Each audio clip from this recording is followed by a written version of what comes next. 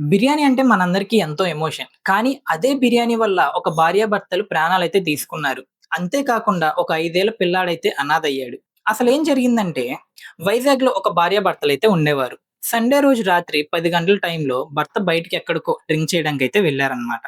అప్పుడు తన భార్యకు ఫోను చేసి, "నాకిప్పుడు బిర్యానీ తినాలనుంది. వండితే వండు, లేదంటే బయట నుంచి తీసుకొని రా" అనైతే అడిగాడు. ఆ చిన్న విషయం మీద ఇద్దరి మధ్య ఫోనులోనే గొడవైతే స్టార్ట్ అయింది. మనం కోపంలో ఉన్నప్పుడు ఏం మాట్లాడతామో మనకే తెలీదు గదా! అలా ఆవేశంలో ఒకరినొకరు చాలా మాటలైతే అనుకున్నారు. ఆ మాటలు ఆ భార్యనైతే చాలా బాధపెట్టాయి. ఆ ఎమోషన్ పెయిన్ తట్టుకోలేక ఇంట్లో ఫ్యాన్‌కి ఉరివేసుకొని ప్రాణాలైతే వదిలేసింది.